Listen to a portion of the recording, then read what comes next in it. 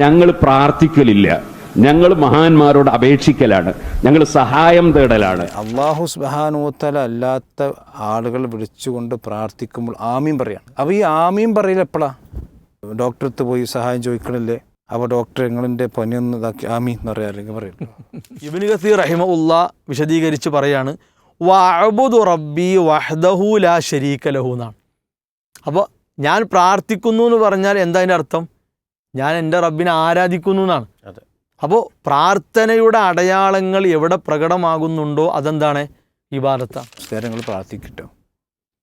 അപ്പോൾ മുസ്ലിം ചോദിക്കോ, പിന്നെ ആരാധനയാണ് പ്രാർത്ഥനയാണ് വേണ്ടത്, അതല്ല ആരാധനയാകാത്ത പ്രാർത്ഥനയുണ്ട്. അപ്പോൾ മൊയ്തീൻ ഷേഖിന് വിളിപ്പുറത്ത് പിന്നെ വിളി കേൾക്കാനും ഈ എവിടുന്ന് വിളിച്ചാലും ഉത്തരം ചെയ്യാനും ഒക്കെയുള്ള കഴിവ് മൊയ്തീൻ ഷേഖിന് കൊടുത്തു എന്നുള്ള എന്ത് തെളിവാണ്, എന്ത് പ്രമാണമാണ് ഈ മുസ്ലിയാക്കന്മാരുടെ കയ്യിലുള്ളത്? നമുക്കറിയാം, വിസ്ഡം ഇസ്ലാമിക് ഓർഗനൈസേഷൻ എവിഡൻസ് എന്ന ഒരു പ്രോഗ്രാം സംഘടിപ്പിച്ചിരുന്നു. ആദർശ പ്രയാണവുമായി ബന്ധപ്പെട്ട ആ പ്രോഗ്രാമിൽ മരണപ്പെട്ടു പോയവരെ വിളിച്ചു പ്രാർത്ഥിക്കാൻ അനുവദനീയമുണ്ട് എന്ന് ആ ഒരു വിഷയം ചർച്ചയായി, അതിന് മറുപടിയായി വന്നു. ആ മറുപടി ആർക്കും തൃപ്തികരമല്ലാതെ വന്നു. ഇപ്പോഴും അത് സമുദായത്തിൽ ചർച്ചയായി നടന്നുകൊണ്ടിരിക്കുകയാണ്. ഈ വിഷയത്തിലൊരു വിശദമായ ഒരു വിശദീകരണം വേണമെന്ന് മാലിക് സലഫി നമ്മൾ ആവശ്യപ്പെടുകയാണ്. ഈ ഒരു വിഷയം കൃത്യമായി ആളുകൾക്ക് പറഞ്ഞു കൊടുക്കേണ്ടതുണ്ട്. ഇവിടെ നമ്മൾ സൂചിപ്പിക്കപ്പെട്ട പോലെ തന്നെ എവിഡൻസിൽ നമ്മൾ ഈ വിഷയം വളരെ വിശദമായി ചർച്ച ചെയ്തിരുന്നു. അപ്പോൾ അല്ലാഹു സുബ്ഹാനഹു വ തആല അല്ലാത്ത ആളുകൾ, അവർ അമ്പിയാക്കന്മാരാകട്ടെ ഔലിയാക്കന്മാരാകട്ടെ ആരാകട്ടെ, അവരെ വിളിച്ചുകൊണ്ട് പ്രാർത്ഥിക്കാൻ പറ്റുമോ ഇല്ലേ? ഇതാണ് നമ്മൾ സമസ്തയും അതുപോലെ തന്നെ സലഫികളും തമ്മിലുള്ള ഇവിടെ അടിസ്ഥാനപരമായ ഒരു പ്രധാനപ്പെട്ട തർക്ക വിഷയം. സമസ്തക്കാരെ സംബന്ധിച്ചിടത്തോളം മരിച്ചുപോയ ആളുകൾ, അത് അമ്പിയാക്കന്മാരാണെങ്കിലും ഔലിയാക്കന്മാരാണെങ്കിലും സാലിഹീങ്ങളാണെങ്കിലും അവരെ വിളിച്ചുകൊണ്ട് പ്രാർത്ഥിക്കാം, അതാണ് അവരുടെ വാദം. ആ വാദം നമ്മൾ കൃത്യമായിക്കൊണ്ട് അതിൽ പറഞ്ഞിരുന്നു. അതിന് വിശുദ്ധ ഖുർആനിൽ അല്ലാഹു സുബ്ഹാനഹു വ തആലയുടെ വിശുദ്ധ ഖുർആൻ ഉദ്ധരിച്ചുകൊണ്ട് യഥാർത്ഥത്തിൽ ഇങ്ങനൊരു വാദം ശരിയില്ല, അല്ലാഹു സുബ്ഹാനഹു വ തആല അല്ലാത്ത ആളുകൾ വിളിച്ചുകൊണ്ട് പ്രാർത്ഥിക്കാൻ പാടില്ല, അത് ഇസ്ലാമിൻ്റെ അടിസ്ഥാനപരമായ തൗഹീദിൻ്റെ ഭാഗമാണ് എന്ന് ആയത്തുകളും ഹദീസുകളും ഉദ്ധരിച്ച് നമ്മൾ സ്ഥാപിച്ചിരുന്നു. വിശുദ്ധ ഖുർആനിൽ തന്നെ വളരെ കൃത്യമായിക്കൊണ്ട് പറഞ്ഞതാണ്, വഅന്നൽ മസാജിദ ലില്ലാഹി ഫലാ തദ്ഉ മഅ അല്ലാഹി അഹദ, അള്ളാഹുവിൻ്റെ കൂടെ നിങ്ങൾ മറ്റൊരാൾ വിളിച്ച് പ്രാർത്ഥിക്കാൻ പാടില്ല. മാത്രമല്ല നബി സല്ലല്ലാഹു അലൈഹി വസല്ലം പറഞ്ഞു, അദ്ദുആഉ ഹുവൽ ഇബാദ, പ്രാർത്ഥനയാണ് ആരാധന, പ്രാർത്ഥന അത് തന്നെയാണ് ആരാധന. ഇത് പ്രവാചകൻ സല്ലല്ലാഹു അലൈഹി വസല്ലം പഠിപ്പിക്കുന്നത് വിശുദ്ധ ഖുർആനിൻ്റെ ആയത്തിൻ്റെ അടിസ്ഥാനത്തിലാണ്. എന്നിട്ട് പ്രവാചകൻ ഓതിയ ആയത്ത് ഏതാണ്? വഖാല റബ്ബുക്കും ഉദ്ഉനി അസ്തജിബ് ലക്കും ഇന്നല്ലദീന യസ്തക്ബിറൂന അൻ ഇബാദത്തി സയദ്ഖുലൂന ജഹന്നമ ദാഖിലീൻ. അള്ളാഹു പറയുന്നു, അള്ളാഹു പറഞ്ഞിരിക്കുന്നു, നിങ്ങൾ എന്നോട് പ്രാർത്ഥിക്കുക, ഞാൻ നിങ്ങൾക്ക് ഉത്തരം ചെയ്യും. ആ പ്രാർത്ഥനയാകുന്ന ആരാധനയിൽ അഹങ്കാരം നടിക്കുന്നവൻ അവൻ നരകത്തിൽ പ്രവേശിക്കും. ഈ ഹദീസുകൾ ഇമാം മുഹദ്ദിഥുകളെല്ലാം ഉദ്ധരിച്ചതാണ്, ലോകത്ത് തർക്കമില്ലാത്ത ഹദീസാണ്. മാത്രമല്ല ഈ ഹദീസ് ഉദ്ധരിച്ചുകൊണ്ട് പണ്ഡിതന്മാർ പറഞ്ഞു, ഫൈത്ലാഖുൽ ഇബാദത്തി ഫി മൗദിഇ ദുആ യദുല്ലു അല അന്ന ദുആ ഇബാദ, ഒരു ഇബാദത്ത് എന്ന് പറയുന്നതിൻ്റെ സ്ഥലത്ത് ദുആ എന്ന് അല്ലാഹു സുബ്ഹാനഹു വ തആല പ്രയോഗിച്ചപ്പോൾ ആ ദുആ എന്നത് ഇബാദത്താണ് എന്ന് എല്ലാവർക്കും മനസ്സിലായി. ഇത് നമ്മൾ കൃത്യമായിക്കൊണ്ട് ആളുകൾക്ക് പഠിപ്പിച്ചു കൊടുക്കുന്ന സന്ദർഭത്തിൽ സാധാരണ മുസ്ലിയാക്കന്മാരുണ്ടാക്കുന്നൊരു വസ്വാസുമായിട്ടൊരു മുസ്ലിയാർ വന്നു. അപ്പം അത് പിന്നെ പൊന്മള അവിടെ പറഞ്ഞിട്ടുള്ളത് യഥാർത്ഥത്തിൽ പ്രാർത്ഥന എന്ന് പറഞ്ഞാൽ അത് ആരാധനയാകുന്ന പ്രാർത്ഥനയാണ്. അതെ. അപ്പോൾ ആ പ്രാർത്ഥന രണ്ട് തരമുണ്ട്, ആരാധനയാകുന്ന പ്രാർത്ഥന ഉണ്ട്, ആരാധനയാകാത്ത പ്രാർത്ഥന ഉണ്ട്. ആരാധനയാകുന്ന പ്രാർത്ഥനയെക്കുറിച്ചല്ല പൊന്മള പറഞ്ഞത്. യഥാർത്ഥത്തിൽ പൊന്മളയുടെ ഈ ഫത്വ മലയാളം തിരിയുന്ന വക്രതയില്ലാത്ത മുസ്ലിയാരല്ലാത്ത ഏതൊരാൾക്കും സാധാരണക്കാരന് വായിച്ചാൽ മനസ്സിലാവും. എന്താ ചോദ്യം? മുഹീദ്ദീൻ ഷേഖെ രക്ഷിക്കണേ, ബദരീങ്ങളെ കാക്കണേ എന്നിങ്ങനെ മരിച്ചു പോയവരെ വിളിച്ചു പ്രാർത്ഥിക്കുന്നത് അനുവദനീയമാണോ? അപ്പോൾ അവർ പറഞ്ഞതെന്താ വെച്ചാൽ ഇത് മുജാഹിദിൻ്റെ ചോദ്യം ചോദിച്ചതാണെന്നാണ്. മുജാഹിദീങ്ങൾ എങ്ങനെയാണ് ചോദിക്കൽ? ആയിക്കോട്ടെ, എന്നാൽ മുജാഹിദീങ്ങൾ ചോദിക്കട്ടെ, അനുവദനീയമാണെങ്കിൽ വിശുദ്ധ ഖുർആനിലോ സ്വഹീഹ ഹദീസിലോ അങ്ങനെ പറഞ്ഞിട്ടുണ്ടോ? ഉണ്ടെങ്കിൽ ആ ആയത്തോ ഹദീസോ വ്യക്തമാക്കാമോ? അപ്പോൾ യഥാർത്ഥത്തിൽ മുജാഹിദീങ്ങളെ സമസ്തക്കാരോടാണ് ചോദിക്കുക. ഇതിപ്പോൾ സമസ്ത പൊന്മളനോടാണ് ചോദിച്ചിട്ടുള്ളത്.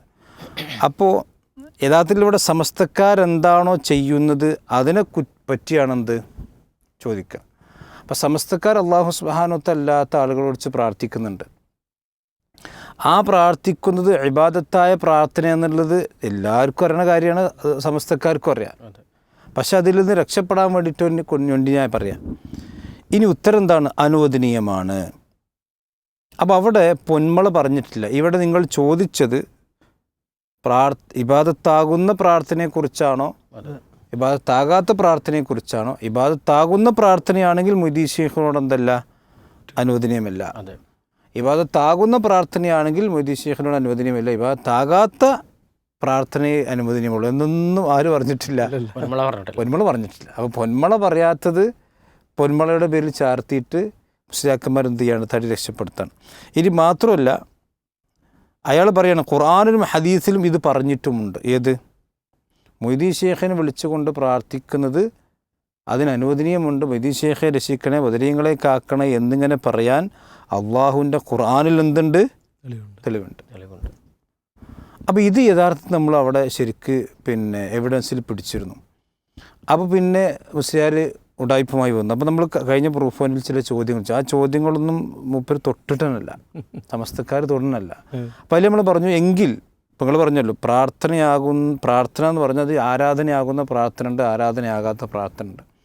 സാധാരണ സമസ്തക്കാരോട് നമ്മൾ ചോദിക്കണമെന്ന് വെച്ചാൽ, എങ്കിൽ ഇപ്പോൾ ഖുർആനിൽ ഒരുപാട് പ്രാർത്ഥനകളുണ്ടല്ലോ, ആ പ്രാർത്ഥനകളിൽ ഏതൊക്കെയാണ് ആരാധനയാകുന്ന പ്രാർത്ഥന, ആരാധനയാകാത്ത പ്രാർത്ഥന? നിങ്ങളൊരു ലിസ്റ്റ് ഒന്ന് പ്രസിദ്ധീകരിക്കണം സമസ്തക്കാർ നാളെ. ഇനി പ്രവാചകൻ സല്ലല്ലാഹു അലൈഹി വസല്ലം പഠിപ്പിച്ചിട്ടുള്ള ഒരുപാട് പ്രാർത്ഥനകളുണ്ട്. ആ പ്രാർത്ഥനകളിൽ ആരാധനയാകുന്ന പ്രാർത്ഥന ഏതാണ്, ആരാധനയാകാത്ത പ്രാർത്ഥന ഏതാണ്? ഇനി ആരാധനയാകാത്ത പ്രാർത്ഥനയുടെ രൂപങ്ങളെന്ന് പറഞ്ഞെന്നാണ്. അപ്പോൾ റസൂലുള്ളാഹി സ്വല്ലല്ലാഹു അലൈഹി വസല്ലമയോട് ഒരാൾ പ്രാർത്ഥിക്കുകയാണെങ്കിൽ അത് ആരാധനയാകാത്ത പ്രാർത്ഥനൻ്റെ രൂപം എങ്ങനെയായിരിക്കും? അപ്പോൾ ആരാധനയാകുന്ന പ്രാർത്ഥന റസൂലുള്ളാഹി നിങ്ങൾ പ്രാർത്ഥിക്കുന്ന ഒരുപാട് ക്ലിപ്പ് നമ്മുടെ കയ്യിലുണ്ട്.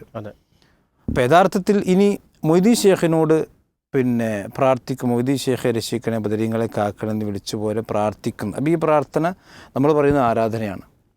അപ്പോൾ നിങ്ങൾ ഇനി മൊയ്‌ദി ശൈഖിനോട് ആരാധനയല്ലാത്ത പ്രാർത്ഥന പ്രാർത്ഥിക്കുമ്പോൾ നിങ്ങൾ എന്താ വിളിക്കുക? മൊയ്‌ദി ശൈഖെ രക്ഷിക്കണം എന്നല്ലേ പറയാം. അപ്പോൾ യഥാർത്ഥത്തിൽ ഇത് ഏതൊരാൾക്കും മനസ്സിലാകുന്ന കാര്യമാണ്. ഇനി മാത്രമല്ല, നമ്മൾ പറഞ്ഞിരുന്നു ഇപ്പോൾ ഒരു മുസ്ലിയാരോട്, മുസ്ലിയാർ നിങ്ങൾ പ്രാർത്ഥിക്കട്ടോ. അപ്പോൾ മുസ്ലിയാർ ചോദിക്കോ ആരാധനയാണ് പ്രാർത്ഥന വേണ്ടത്, അതല്ല ആരാധനയാകാത്ത പ്രാർത്ഥനയുണ്ട്. പിന്നെ മാത്രമല്ല, നമുക്കറിയാം ഇപ്പം ഇവിടെ അല്ലാഹു സുബ്ഹാനഹു വ തആല അല്ലാത്ത ആളുകൾ വിളിച്ചുകൊണ്ട് പ്രാർത്ഥിക്കുമ്പോൾ ആമീൻ പറയാം. ആമീൻ പറയുന്നുണ്ട്. അപ്പോൾ ഈ ആമീൻ പറയൽ എപ്പോഴാണ്? അത് ഇബാദത്താകാത്ത പ്രാർത്ഥനയാകുമ്പോൾ ആമീൻ പറയില്ല. ഇപ്പോൾ നമ്മൾ സാധാരണ പറയും എന്താണ് ഡോക്ടറടുത്ത് പോയി സഹായം ചോദിക്കണില്ലേ, അപ്പോൾ ഡോക്ടർ നിങ്ങളിൻ്റെ പനിയൊന്ന് ഇതാക്കി ആമീൻ എന്ന് പറയാം, അല്ലെങ്കിൽ പറയില്ല. അപ്പോൾ അറിയില്ലല്ലോ. അപ്പോൾ യഥാർത്ഥത്തിൽ ഇബാദത്താകുന്ന പ്രാർത്ഥനയും ഇബാദത്താകാത്ത പ്രാർത്ഥനയും ഉണ്ട് എന്ന് പറയുക. ഇത് അതായത് മണ്ണാർക്കാട് സംഭവത്തിൽ വരെ അലയും തട്ടിവിട്ടിരുന്നു. അത് ബഹുമാനീയ സക്കരിയ സ്വലാഹി റഹ്മത്തുള്ളാഹി അലൈഹി ചോദിച്ചു. എങ്കിൽ മുസ്ലിയാർ ഉദാഹരണം പറയും. പ്രാർത്ഥനയാകാത്ത ആരാധനയാകാത്ത പ്രാർത്ഥന ഇതുവരെ മുസ്ലിയാക്കന്മാർക്ക് പറയാൻ കഴിഞ്ഞിട്ടില്ല. അപ്പോൾ യഥാർത്ഥത്തിൽ ഇത് ശരിക്കും മുസ്ലിയാക്കന്മാർ ഈ പൊന്മളയുടെ ഫത്വ സമസ്തയുടെ തലമണ്ടക്ക് ഏറ്റവും വലിയ അടിയാണ്. ഇന്നത് തിരുത്താൻ കഴിയുന്നില്ല. അപ്പം അതിങ്ങനെ ഉരുണ്ട് മറിയാണ്. ഇനി മാത്രമല്ല, യഥാർത്ഥത്തിൽ അല്ലാഹു സുബ്ഹാനഹു വ തആല അല്ലാത്ത ആളുകൾ വിളിച്ചുകൊണ്ട് പ്രാർത്ഥിക്കാമോ? പേരോടിന് വരെ മനസ്സിലായി എന്ത് പ്രാർത്ഥിക്കാൻ പാടില്ല. പക്ഷേ പേരോടിൻ്റെ കൂട്ടത്തിൽ തന്നെയുള്ള ചില ആൾക്കാർ അവർ പറഞ്ഞതെന്ന് വെച്ചാൽ അങ്ങനെ പ്രാർത്ഥിക്കാം. അപ്പം ഞാൻ രണ്ട് ക്ലിപ്പും കൂടി നമ്മളൊന്ന് കണ്ടിട്ട് നമുക്ക് ബാക്കി പറയാം.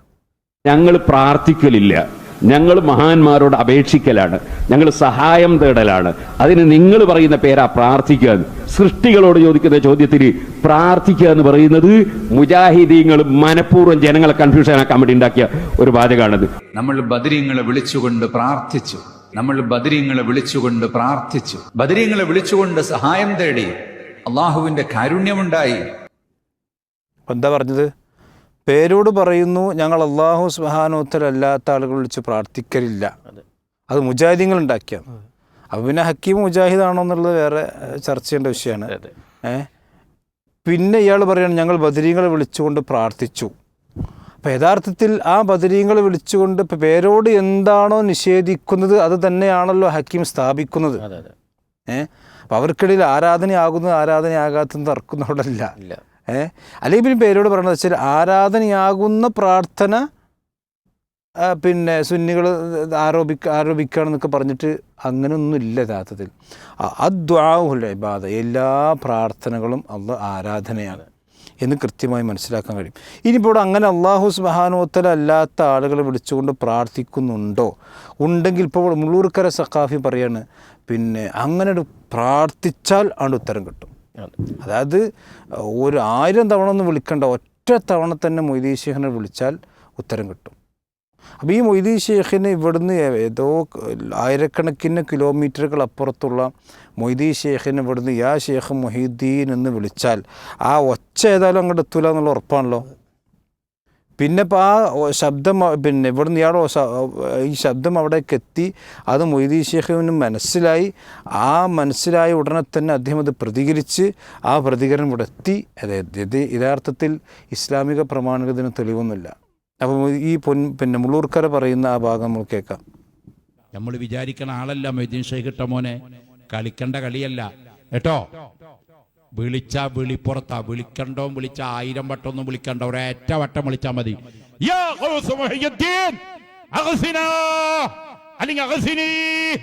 ഒറ്റ വിളിയാണ്ട് വിളിച്ചാൽ വിളിപ്പുറത്ത് കിട്ടൂ ഉത്തരം, ജവാബ്. അത് അള്ളാഹ് അവർക്ക് കൊടുത്ത കഴിവാണ്.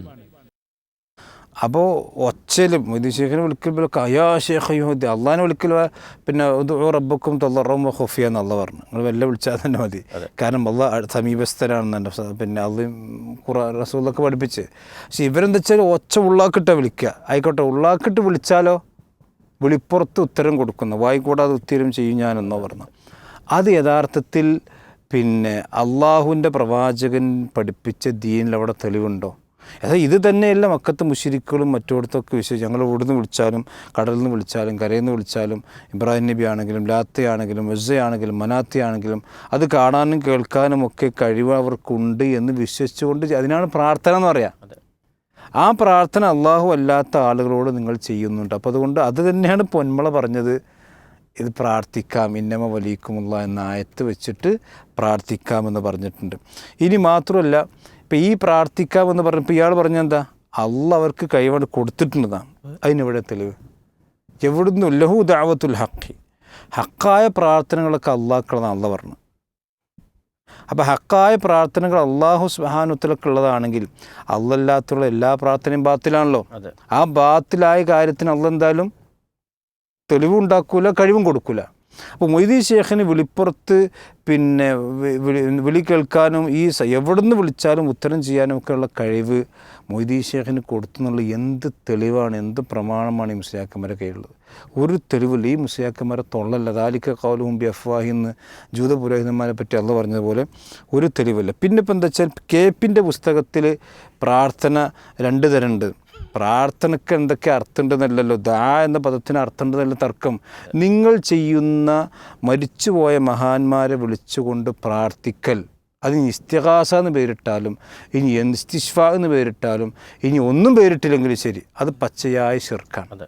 കാരണം ഖുർആനിൽ ഇസ്തിഗാസ അല്ലാഹു സുബ്ഹാനഹു വ തആല തസ്തഗീഥൂന റബ്ബക്കും ദുആയാണ്, അത് പ്രാർത്ഥനയാണ്. അപ്പോൾ ആ പ്രാർത്ഥന അള്ളാഹു അല്ലാത്ത ആളുകളോട് വിളിച്ച് പ്രാർത്ഥിക്കുന്നുണ്ട്. അത് തന്നെയാണ് യഥാർത്ഥത്തിൽ ഇവിടെ പൊന്മൾ പറഞ്ഞത്. അതുകൊണ്ട് ഈ പൊന്മളിൻ്റെ ഫത്വ യഥാർത്ഥത്തിൽ നിങ്ങൾ വസ്തു ഉള്ളതുപോലെ തന്നെ നിങ്ങൾ പറഞ്ഞു. പക്ഷെ നിങ്ങൾക്കിപ്പോൾ എന്ത് ചെയ്തു? അപ്പോൾ അത് തിരിച്ചടിയാകുന്നുണ്ട്. പക്ഷെ ഞാൻ പിൻവലിച്ചിട്ട് കാര്യം ഒരുപാട് നിങ്ങൾ പ്രാർത്ഥിച്ചതിൻ്റെ തെളിവുകൾ ഇഷ്ടം പോലെ നമ്മുടെ കയ്യിൽ ബാക്കി നിൽക്കുകയാണ്. അതെ, ഇത് തികച്ചും കബളിപ്പിക്കലാണ്, സമുദായത്തെ കബളിപ്പിക്കലാണ്. ഇത് മുസ്ലിം സമുദായത്തെ മുസ്ലിയാക്കന്മാരെന്ത് ചെയ്യുന്നുണ്ട്, സമുദായത്തെ അപകടത്തിലാക്കാൻ വേണ്ടിയിട്ടാണ് പിന്നെ ഇതൊക്കെ ഈ കബളിപ്പിക്കലൊക്കെ നടന്നുകൊണ്ടിരിക്കുന്നത്. മസലാഹി ഈ സമുദായത്തിനോട് നമുക്കൊരു കടമയും അതുപോലെ തന്നെ കടപ്പാടും ഉണ്ടല്ലോ, അവർക്ക് കൃത്യമായ മാർഗനിർദ്ദേശങ്ങൾ നമുക്ക് നൽകേണ്ടതുണ്ട്. സത്യത്തിൽ ഈ വിശദീകരണം നമ്മൾ കേൾക്കുമ്പോൾ അഹ്ലുസുന്നയുടെ വക്താക്കളായി അഥവാ തൗഹീദിന് വേണ്ടി പിന്നെ എല്ലാ നിലക്കും പ്രവർത്തിക്കുന്ന ആളുകളുടെ ഉത്തരവാദിത്തം ഏറി വരികയാണ്. ഇവിടെ പൊന്മള മുസ്ലിയാർ ഒരു കെണി വെച്ചു, എല്ലാ മുസ്ലിയാക്കന്മാരും ആ കെണിയിൽ കുടുങ്ങി. അതെ. അപ്പം നമ്മൾ ചെയ്യണത് അവരകപ്പെട്ട കെണി തുറന്നു കൊടുക്കുകയാണ്. അതിന് ആ കെണിയിൽ നിന്ന് നിങ്ങൾ മോചിതരാകണം. എന്നിട്ട് ന്യായീകരണങ്ങൾക്കപ്പുറം ന്യായങ്ങൾ എന്താ നോക്കണം. ഇവിടെ വിശുദ്ധ ഖുർആൻ ആരാധനയും പ്രാർത്ഥനയും ഒന്നു തന്നെയാണ് എന്ന് പ്രവാചകന്മാരിലൂടെ തെളിയിച്ചൊരു കാര്യമാണ്. തീർച്ചയായിട്ടും. അപ്പോൾ ഇനി ഒരു ഇബാദത്ത് അള്ളാഹു അല്ലാത്തവരോട്, ഒരു പ്രാർത്ഥന അള്ളാഹു അല്ലാത്തവരോട് എന്ന് തമാശ രൂപത്തിൽ പോലും പറയാൻ പറ്റില്ല. അതെ. കാരണം ഇബാദത്ത് എന്ന് പറഞ്ഞാൽ തന്നെ അള്ളാഹ് ഇഷ്ടപ്പെടുന്ന, അള്ളാഹു തൃപ്തിപ്പെട്ട കാര്യങ്ങളാണ്. അത് റബ്ബിന് മാത്രം അവകാശപ്പെട്ടതാണ്, കൊടുക്കാൻ പറ്റില്ല. അതോടൊപ്പം തന്നെ ഇവരെ പിൻപറ്റി അല്ലെങ്കിൽ ഇവരാണ് ശരി എന്ന് കരുതി ജീവിക്കുന്ന ഒരുപാട് സാധാരണക്കാരുണ്ട്. നമ്മൾ അവരെ കൂടി ഒന്ന് ലക്ഷ്യം വെക്കേണ്ടതുണ്ട്. അപ്പോൾ ഈ സാധാരണക്കാരോട് നമുക്ക് പറയാനുള്ളത്, നിങ്ങൾ കാണുന്ന മുസ്ലിയാക്കന്മാർ നിങ്ങളോട് പറയുന്ന പ്രധാന ന്യായീകരണങ്ങളിൽ പെട്ട ഒന്നാണ്, നമ്മളൊരിക്കലും ഒരു മഹാനെ, ഒരു വലിയനെ, ഒരു ഷെയ്ഖിനെ ആരാധിക്കുന്നില്ല.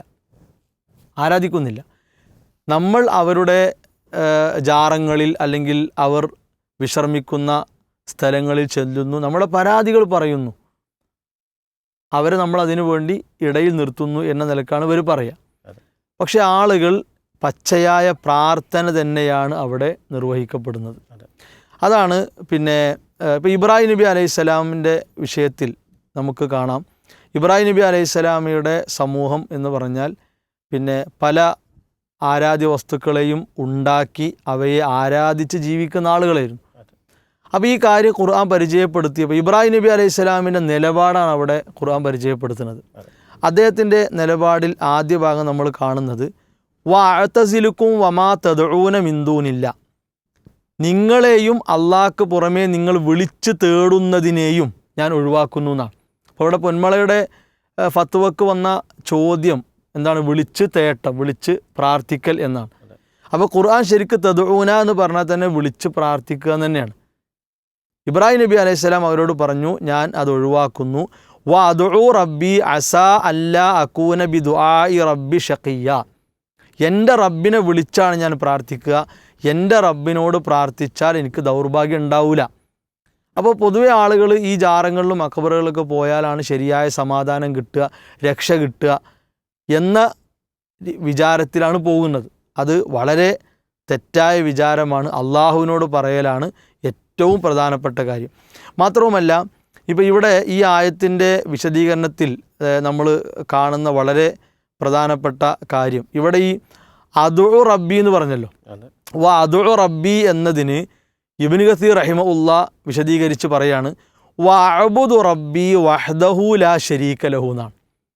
അപ്പോൾ ഞാൻ പ്രാർത്ഥിക്കുന്നു എന്ന് പറഞ്ഞാൽ എന്താ അതിൻ്റെ അർത്ഥം? ഞാൻ എൻ്റെ റബ്ബിനെ ആരാധിക്കുന്നു എന്നാണ്. അപ്പോൾ പ്രാർത്ഥനയുടെ അടയാളങ്ങൾ എവിടെ പ്രകടമാകുന്നുണ്ടോ അതെന്താണ്? ഇബാദത്താണ്. മാത്രവുമല്ല, തൊട്ടടുത്ത ആയത്ത് ഇബ്രാഹിം നബി അലൈഹി സ്വലാമിൻ്റെ ചരിത്രം പറഞ്ഞിട്ട് അടുത്ത ആയത്ത് എന്താ വെച്ചാൽ, ഇബ്രാഹിം നബി അലൈഹി സ്വലാം പറയാണ്, ഫലമ്മ അഅ്തസലഹും വമാ യഅ്ബുദൂന മിൻ ദൂനില്ല, അവരെയും അതുപോലെ തന്നെ അള്ളാഹ്ക്ക് പുറമെ ആരാധിക്കുന്നവരെയും ഒഴിവാക്കിയപ്പോൾ. അപ്പോൾ ആദ്യത്തെ ആയത്തിൽ പ്രാർത്ഥിക്കുക എന്ന് പറഞ്ഞു, വിളിച്ച് പ്രാർത്ഥിക്കുക. രണ്ടാമത്തെ ആയത്തിൽ ആ കാര്യത്തെ അള്ളാഹ് പരിചയപ്പെടുത്തിയത് യഅ്ബുദൂന എന്നാണ്. അപ്പോൾ ഇവിടെ ദുആവും ഇബാദത്തും എന്തുതന്നെയാണ്? ഒന്നാണ്. എന്നിട്ടോ വഹബ്നാ ലഹു ഇസ്ഹാഖ വ യഅഖൂബ വ കുല്ലൻ ജഅൽനാ നബിയ്യ എന്നാണ്. ഇബ്രാഹിം നബി അലൈഹി സ്വലാമക്ക് പിന്നെ കിട്ടിയ സൗഭാഗ്യം എന്താ? ഇസ്ഹാഖ് നബി, യാക്കൂബ് നബി, അവരൊക്കെ പ്രവാചകന്മാരായിട്ട് വരികയാണ്. അപ്പോൾ അള്ളാഹിനോട് മനമുരുകി കാര്യങ്ങൾ പറഞ്ഞാൽ തന്നെ നമ്മുടെ ജീവിതത്തിലേക്ക് വേണ്ട സൗഭാഗ്യങ്ങൾ ആര് തരും? അള്ളാഹു തന്നെ തരും. ഇത് വേറെ ആരെക്കൊണ്ടും തരാൻ കഴിയുന്നൊരു സംഗതിയല്ല. അതുകൊണ്ട് തന്നെ ഇവരാൽ പറ്റിക്കപ്പെടുന്ന, കബളിപ്പിക്കപ്പെടുന്ന ആളുകൾ ശരിക്കൊന്ന് മനസ്സിരുത്തി ഇത്തരം കാര്യങ്ങളെ കേൾക്കുക. ഇത് വലിയ ഭീമമായ അബദ്ധമാണ് ഇവർ പ്രചരിപ്പിക്കുന്നത്. ഇനി മാത്രവുമല്ല, ഇതൊക്കെ ഇപ്പോൾ സ്വാലിഹീങ്ങളെ മറവിലാണല്ലോ. ഇപ്പോൾ പിന്നെ മൊഹീദ്ദീൻ ഷെയ്ഖെ, ഇവരെ 8ാം പ്രമേയത്തിൽ കാണാം, മരണപ്പെട്ടു പോയ അമ്പിയാക്കൾ സ്വാലിഹീങ്ങൾ, ശുഹദാക്കൾ, ഇങ്ങനെയൊക്കെയാണ് 8-ാം പ്രമേയം. അപ്പോൾ അവിടെ നേരിട്ട് വിളിക്കൽ എന്ന് തന്നെ പറയണത്. ഈ അമ്പിയാക്കളി, ശുഹദാക്കളി, സ്വാലിഹീങ്ങളൊക്കെ നേരിട്ട് വിളിക്കൽ എന്നൊരു പ്രമേയത്തിലൂടെ അവർ പഠിപ്പിക്കുകയാണ്. അപ്പോൾ ഖുർആൻ അല്ലാഹു സുബ്ഹാനഹു വ തആല പറഞ്ഞു, ഇന്ന വലിയല്ലാഹുല്ലദീ നസലൽ കിതാബ വഹുവ യതവല്ല സ്വാലിഹീൻ എന്നാണ്. എൻ്റെ വലിയ അള്ളാഹുവാണ്. റസൂലുള്ളാഹി സ്വല്ലല്ലാഹു അലൈഹി വസല്ലം പറയുന്നു, എൻ്റെ സംരക്ഷകൻ ആരാണ്? അള്ളാഹു. വഹുവ യതവല്ല സ്വാലിഹീന, സ്വാലിഹീങ്ങളെ സംരക്ഷിക്കുന്നവനും ആരാണ്? അള്ളാഹുവാണ്. അപ്പോൾ അമ്പിയാക്കൾ പ്രഖ്യാപിച്ചത് റസൂലുള്ളാഹി സ്വല്ലല്ലാഹു അലൈഹി വസല്ലമ ഗണ്യതമായി പഠിപ്പിച്ച ഒരു കാര്യമാണ്. എന്നിട്ട് ഈ അമ്പിയാക്കളുടെയും സ്വാലിഹീങ്ങളുടെയും പേരിലാണെന്ത് ഈ സകല നൂലാമാലകളും ഈ ഷിർക്കും ഇവർ പ്രചരിപ്പിക്കുന്നത്. മാത്രമല്ല ഇവിടെയും പിന്നെ സമൂഹം മൊത്തത്തിൽ ഇവരുടെ ഏതെല്ലാം ചതികളിൽ അകപ്പെട്ടിട്ടുണ്ട് അതൊക്കെ ഇവിടെ ഇബ്നു കസീർ റഹിമഹുല്ലാ നീക്കിത്തരികയാണ്. അല്ലാഹു ഹസ്ബി വ കാഫി, എനിക്ക് എൻ്റെ റബ്ബ് മതി. വഹുവ നസീരി വ അലൈഹി മുതവക്കിലി, എന്നെ സഹായിക്കാൻ, എനിക്ക് തവക്കുലാക്കാൻ എൻ്റെ റബ്ബ് മതി. വൈലൈഹി അൽജഉ, എനിക്ക് അഭയം അവനിലേക്കാണ്. ഇവർ പറയും ഇന്ന മഹാൻ്റെ ജാറത്തിലേക്ക് അഭയം തേടുക, അവിടെയാണ് അഭയം പ്രാപിക്കേണ്ടതെന്ന് പറയും. വഹുവ വലിയി ഫിദ്ദുന്യ വൽ ആഖിറ, എൻ്റെ വലിയാണ് അവൻ ദുന്യാവിലും ആഖിറത്തിലും. വഹുവ വലിയു കുല്ലി സ്വാലിഹിം ബഅദി എന്നാണ്. എനിക്ക് ശേഷം എൻ്റെ ഈ മാർഗം പിൻപറ്റി വരുന്ന എല്ലാ നല്ലവർക്കുമുള്ള വലിയ ആരനെയാണ്? അള്ളാഹു തന്നെയാണ്. അപ്പോൾ ഈ ഔലിയാക്കൾ, സ്വാലിഹീങ്ങൾ, അമ്പിയാക്കൾ, ശുഹദാക്കൾ, ഇങ്ങനെയുള്ള കുറേ ഇസ്ലാമിലെ പിന്നെ വളരെ പ്രധാനപ്പെട്ട പേരുകളും മറ്റും എടുത്തിട്ട് അതിൻ്റെ മറവിൽ ഇവർ കച്ചവടം ചെയ്യുന്ന അല്ലെങ്കിൽ വിറ്റുകൊണ്ടിരിക്കുന്ന ഈ ഷിർക്കൻ പ്രവണതയെ സമൂഹം തിരിച്ചറിയണം. ഇവർ മുന്നോട്ട് വെക്കുന്ന ദുർന്യായങ്ങളിൽ അകപ്പെട്ട് വലിയ ദുരന്തത്തിൻ്റെ ഭാഗമായി തീരാതിരിക്കാൻ പ്രത്യേകം പേടിയോടെ ഒരു ജാഗ്രത കൈവരിക്കണം എന്നാണ് നമുക്ക് ഒരു കാര്യം കൂടി ഇതിൽ ശ്രദ്ധിക്കണം വെച്ചപ്പോൾ സാധാരണക്കാരായ സമസ്തക്കാർ ചിന്തിക്കാൻ വേണ്ടി ഒരു കാര്യം കൂടി പറയണം. അപ്പോൾ നമ്മൾ പിന്നെ അള്ളാഹു സുബ്ഹാനഹു വ തആല പ്രാർത്ഥിക്കുന്നു. ഇപ്പോൾ അള്ളാഹുവിൻ്റെ അല്ലാത്തവരും സമസ്തക്കാരും പ്രാർത്ഥിക്കുന്നു. അപ്പോൾ സാധാരണക്കാർ ചിന്തിക്കേണ്ടത് ചോദിച്ചാൽ, ഇപ്പോൾ അള്ളാഹു സുബ്ഹാനഹു വ തആലയെ സംബന്ധിച്ചിടത്തോളം നമുക്ക് എന്തും ചോദിക്കാം. അള്ളാഹിനോട് ചോദിക്കാൻ പറ്റാത്ത കാര്യങ്ങൾ നമുക്കൊരു മനുഷ്യൻ്റെ ഭൗതികമാകട്ടെ, ഇനി പാരത്രികമാകട്ടെ, ദുനിയാവാകട്ടെ, കുടുംബപരമാകട്ടെ, രാഷ്ട്രീയ ഏത് വിഷയമാണെങ്കിലും അള്ളാഹുവിനോട് ഒരു മനുഷ്യന് ചോദിക്കാം. എല്ലാ കാര്യങ്ങളും ചോദിക്കാൻ പറ്റിയത് പടച്ചോനുള്ളൂ. അപ്പം ആ അള്ളാഹു സുബ്ഹാനഹു വ തആലയോട് ചോദിക്കാതിരിക്കാനുള്ള ന്യായമാണ് ഇവിടെ പറഞ്ഞുകൊണ്ടിരിക്കുന്നത്. അള്ളാഹിനോട് ചോദിക്കാനല്ല പഠിപ്പിച്ചുകൊണ്ടിരിക്കുന്നത്, അള്ളാഹു അല്ലാത്തവരോട് എന്തൊക്കെ ചോദിക്കാമെന്ന ന്യായമാണ് പഠിപ്പിച്ചുകൊണ്ടിരിക്കുന്നത്. അപ്പോൾ ഇതേ യഥാർത്ഥത്തിൽ അള്ളാഹു സുബ്ഹാനഹു വ തആല എല്ലാത്തിനും കഴിവുണ്ടായി ഇവിടെ ഉണ്ടായിരിക്കെ ആ പടച്ചവനെ വിട്ടിട്ട് മറ്റൊരു സൃഷ്ടികളിലേക്ക് തിരിയുമ്പോൾ അത് അള്ളാഹുവിനെ സംബന്ധിച്ചിടത്തോളം ഏതായാലും ഇഷ്ടമുണ്ടാവില്ല എന്നുള്ളത് ഏതായാലും ഉറപ്പാണല്ലോ. രണ്ടാമത്തെ ഒരു കാര്യം, ഈ അള്ളാഹു കൊടുത്ത കഴിവില്ലെന്നാണ് ഞങ്ങൾ ചോദിക്കുന്നത്. എന്നാൽ പിന്നെ കഴിവ് കൊടുക്കുന്നവനോട് ചോദിച്ചാൽ പോരെ? യഥാർത്ഥത്തിൽ ഈ ആളുകൾക്ക് സ്വന്തം കഴിവില്ല, ഈ കഴിവൊക്കെ അള്ളാഹ് കൊടുത്തതാണ്. എങ്കിൽ ഈ കഴിവ് കൊടുത്ത അള്ളാഹുവിനല്ലേ ഇവരെക്കാൾ കൂടുതൽ കഴിവുണ്ടാകുക? ഉറപ്പാണല്ലോ. ഇവർക്ക് കിട്ടപ്പെട്ട കഴിവാണല്ലോ, കൊടുക്കപ്പെട്ട കഴിവാണ്. അപ്പോൾ ഈ കഴിവ് കൊടുത്തവൻ ആരാണ്? എങ്കിൽ ആ അള്ളാഹു സുബ്ഹാനഹു വ തആലയോട് നേർക്കുനേരെ ചോദിക്കാം. അതാണല്ലോ സത്യവിശ്വാസി ചിന്തിക്കേണ്ടത്, ബുദ്ധിയുള്ള ചിന്തിക്കേണ്ടത്. ഇനി മാത്രമല്ല, ഇപ്പോൾ ഇവർ പറഞ്ഞു വെച്ചാൽ കൊടുത്ത കഴിവ് എന്ന് പറയുന്നത് കൊടുക്കുന്ന കഴിവെന്നാണ്. അപ്പോൾ എത്രയാണ് അള്ളാഹ് കൊടുക്കുക അത് അള്ളാഹ്ക്കേ അറിയുള്ളൂ. എന്തൊക്കെ കഴിവുകളാണ് കൊടുക്കുക അതും അള്ളാഹ്ക്കേ അറിയുള്ളൂ. അപ്പോൾ ഇവിടെ ഈ ആളുകളോട് ചോദിക്കുമ്പോൾ അവിടെയും സംശയങ്ങൾ ബാക്കി നിൽക്കുകയാണ്. ഇതിപ്പോൾ കിട്ടിയിട്ടുണ്ടോ ഇല്ലേ, എപ്പോഴാണ് കിട്ടുക, എത്രയാണ് കിട്ടുക, ആർക്കാണ് കിട്ടുക? അപ്പോൾ ആ സംശയങ്ങൾ നിലവിലുണ്ടാകുമ്പോൾ തന്നെ ഒരു സാധാരണക്കാരെ വിശ്വാസിയെ സംബന്ധിച്ചിടത്തോളം അള്ളാഹുവിനോട് നേരിട്ട് ചോദിക്കലും എല്ലാ കാര്യങ്ങളും ചോദിക്കലാണ് അവൻ്റെ ദുനിയാവിലും നല്ലത്, ആഖിറത്തിലും നല്ലത്. അതിന് തൗഹീദ് സംരക്ഷിക്കാനും ഏറ്റവും സേഫായ സോൺ എന്ന് പറയുന്നത് അള്ളാഹുവിനോടുള്ള പ്രാർത്ഥനയാണ്. അതാണ് സാധാരണക്കാർ മനസ്സിലാക്കേണ്ടത്. അതെ, കാര്യങ്ങൾ വളരെ കൃത്യമാണ്. അതുകൊണ്ട് തന്നെ കാര്യങ്ങൾ കൃത്യമായി മനസ്സിലാക്കിക്കൊണ്ട് തൗഹീദിൽ നിന്ന് വ്യതിചലിക്കാതെ പരലോകത്ത് സ്വർഗ്ഗം ലഭിക്കാൻ നമ്മളെല്ലാവരും പ്രയത്നിക്കുക എന്നുള്ളതാണ് സൂചിപ്പിക്കുന്നത്.